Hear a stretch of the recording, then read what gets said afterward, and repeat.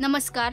3F vertical पोझिशनमध्ये 10 मिमी थिकनेसच्या माइल्ड स्टील प्लेटवरील ओपन कॉर्नर जॉईंटवरील प्रात्यक्षिकामध्ये आपले स्वागत आहे. या सत्राची उद्दिष्टे पाहू.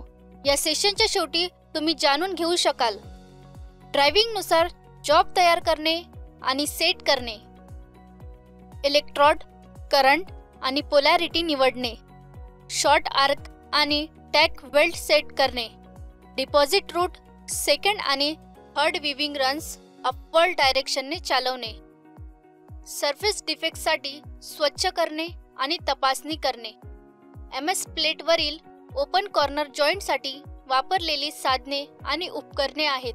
10 मिमी थिकनेसच्या 2 mild steel plates like EX010 किंवा EX011 सारख्या योग्य वेल्डिंग इलेक्ट्रोडसह shielded metal arc welding SMAW, metal files, clamps, welding table, wire brush आणि chipping hammer. Shielded metal arc welding SMAW वापरून 3F वर्टिकल पोझिशनमध्ये 10 मिमी थिकनेसच्या माइल्ड स्टील प्लेटवर ओपन कॉर्नर जॉईंटची प्रक्रिया अशी आहे. फर्स्ट स्टेप म्हणजे वायर ब्रश वापरून 2 माइल्ड स्टील प्लेट्स साफ करणे. वेल्डिंग नंतर बेटर फ्युजनसाठी प्लेट्सवरील स्क्वेअर एडजेस तयार करा. वेल्डेड करण्यासाठी 2 पीसेस 90 अंश कोनात वर्टिकली ठेवा आणि क्लॅम्प्स वापरून एका जागी होल्ड करा.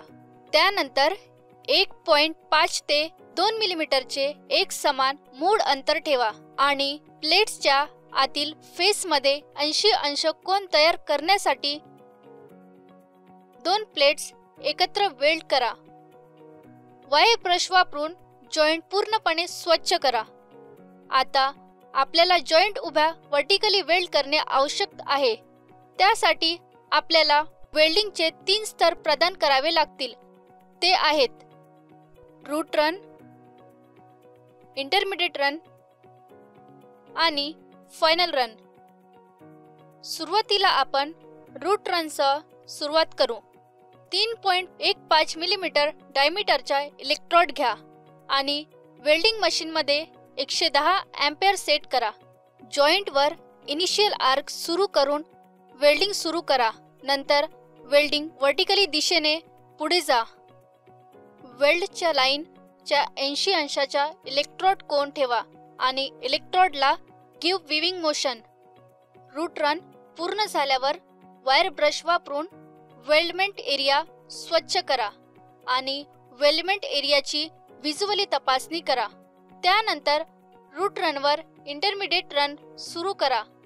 त्यासाठी 4 मिमी डायमीटरचे इलेक्ट्रोड आणि 160 अँपिअर वेल्डिंग करंट घ्या. इलेक्ट्रोडचा कोन वेल्डच्या लाईनच्या 80 अंश असावा आणि कमानीची लांबी लहान असावी.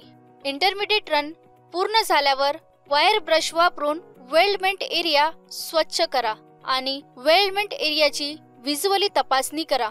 त्यानंतर इंटरमिडिएट रनवर फायनल रन डिपॉझिट करा.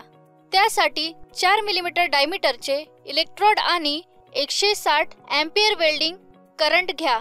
मागील रनमध्ये वापरल्याप्रमाणे समान वेल्डिंग अँगल मेंटेन करा. एकदा फायनल रन पूर्ण झाल्यावर वायर ब्रश वापरून वेल्डमेंट एरिया स्वच्छ करा आणि वेल्डमेंट एरियाची व्हिज्युअली तपासणी करा. प्रात्यक्षिकात केलेल्या मुख्य मुद्द्याचा आढावा घेऊया. माइल्ड स्टील प्लेटवर स्क्वेअर एडजेस तयार करा आणि 2 पीसेसना 90 अंश पोझिशनमध्ये वर्टिकली करा. 3.15 मिमी डायमीटरचा इलेक्ट्रोड घ्या आणि वेल्डिंग मशीनमध्ये 110 अँपिअर सेट करा. प्लेटच्या आतील बाजूमध्ये 87 अंश कोन तयार करण्यासाठी 2 प्लेट टॅक वेल्ड करणे. ओपन कॉर्नर जॉईंटमध्ये वेल्डिंगचे 3 स्तर रूट रन, इंटरमिडिएट रन आणि फायनल रन आहेत. प्रत्येक रनमध्ये वायर ब्रश वापरून वेल्डमेट एरिया स्वच्छ करा आणि शेवटी वेल्डमेट एरियाची व्हिज्युअली तपासणी करणे. हे आम्हाला प्रात्यक्षिकाच्या शेवटी आणते. 3F वर्टिकल पोझिशनमध्ये 10 मिमी थिकनेसच्या माइल्ड स्टील प्लेटवरील ओपन कॉर्नर जॉईंट वेल्डिंग बद्दल तुम्हाला चांगली माहिती मिळाली असेल अशी आशा आहे. पुढे भेटूया प्रात्यक्षिकामध्ये.